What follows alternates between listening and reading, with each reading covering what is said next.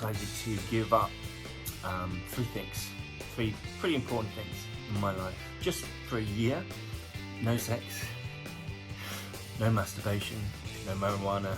I anticipate that is going to be more challenging as the year goes on. So I'm going to document it every single day. Keep watching and I will document not only my success and failure if it happens, but also my mental state and any observations that I'd like to share. Subscribe if you dare. Day 13. No sex, no masturbation, no marijuana. However, my cravings, let's just call them cravings, are shifting. I would probably say for the last 12 days, 11 days, I've been really missing the marijuana. Now that sort of desire has subsided and it has been replaced with the need just to have sex or at least ejaculate. I'm super fucking horny. Like, you know, for most guys, I'm pretty sure, you know, we all get a hard one in the morning. I've been walking around like the 40-year-old virgin. It's been crazy. I do, however, expect, again, it to be like up and down waves. So I'm going to use this opportunity to talk about what a lot of people are talking about right now, at least in my circles, which is the shadow side, one's shadow self. Okay, and the importance of embracing one's shadow self.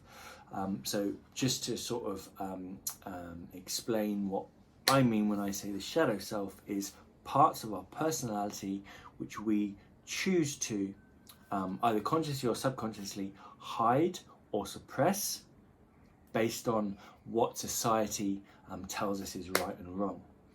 Now this is entirely subjective. What I think needs to be hidden is very different to what you think needs to be hidden. It's like the Dementors in Harry Potter, right? You know, the whole idea of fear of subjective. Your biggest fear is very different to someone else's biggest fear. I might look at your fear and go, that's not scary at all, but fear is subjective. In the same way our shadow sides are subjective. So let me give you an example, right? So based on the way I was brought up, based on, you know, the experiences I've had to date, the miles that you see is usually happy, agreeable, spiritual miles, right? However, there is the shadow side of miles, which is the complete opposite, right? The shadow side of miles is a fucking dark motherfucker who'll fuck you up, all right? Seriously. Now, what we do is we tend to hide this shadow side of ourselves because society says that, you know what, or actually we think that society says don't show this part of you. Now what tends to happen, at least in my experience, is this shadow side, the subconscious hiding of one's natural balance of one's personality. So there has to be a balance. There's balance in all things. Yes, you have good, but on the equal end you have bad. Again, bad is subjective. So what tends to happen is when one is drunk or stoned or under some sort of usually a stimulation or chemicals or whatever it might be, the shadow side is then expressed because one's fear of being judged is lessened because when you take stimulants, inhibitions go down. For example, happy, agreeable, nice miles was replaced with little bit of fucking shit, aggressive, nasty, shitty miles when I was really drunk or really stoned. So what we suppress tends to be stored in our subconscious, in our bodies. It's a whole other story. And then it comes up when we're in that sort of mode of inhibitions. And that's just natural, right? So it's super healthy once one has acknowledged the fact that we have a shadow side to express that. Because if you don't express it, it just comes out and it is reflected in our subconscious behaviors. Okay, very important, subconscious behaviors.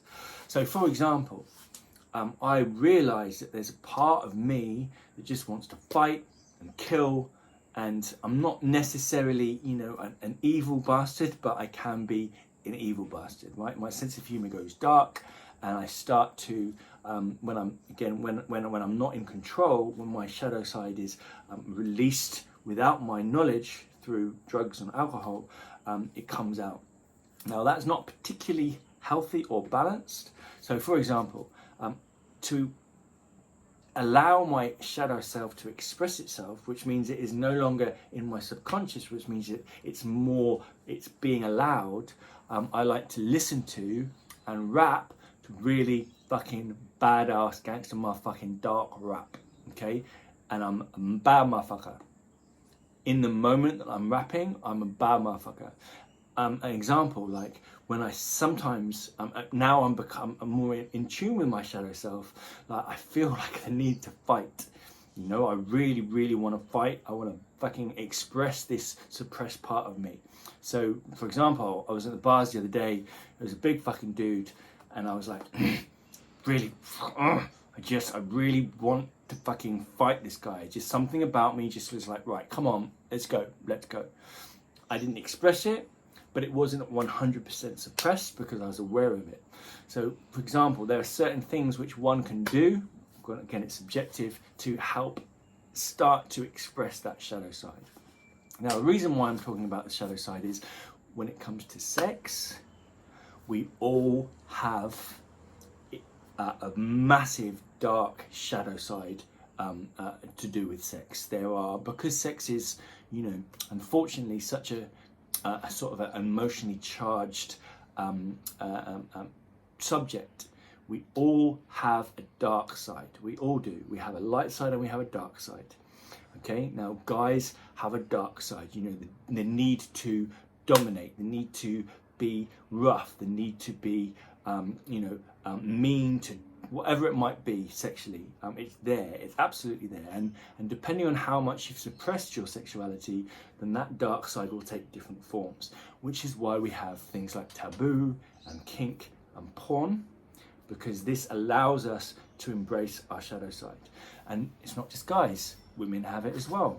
Okay, and an example of a woman's suppressed dark shadow side sexuality is the whore, the slut, the woman that potentially uses her sexuality in a bad way. And again, I'm not that familiar with how a woman's mind thinks, but I do know that we all have a natural sexual inclination, natural sexual drives. Some is shown, some is not shown. So the problem is if we don't express this dark side of our sexuality, it comes up in our unconscious, subconscious behaviors. So it's super, super important. Now, why is it important? Because it's a part of us. It's the other side of the coin. If we restrict and suppress a part of us, then it stops us from being 100% fully authentic, and that dulls our energy, our life force. Anyway, so I'm trying to think why I came up with that. Basically, yeah, just talking about how sexual energy, it can be light and it can be dark. We need to embrace the light side and the dark side. Otherwise, we are less powerful, we're less efficient, we have less life force, and life is not as fun. So right now, I'm balancing this whole fucking nice, loving Miles with the dark, evil motherfucker Miles on on all levels, but particularly sexually, because again, I want to use that sexual energy to power and to influence and to affect other parts of my life. If you want to comment on dark sexuality, dark masculine, dark feminine, leave a comment, subscribe if you dare.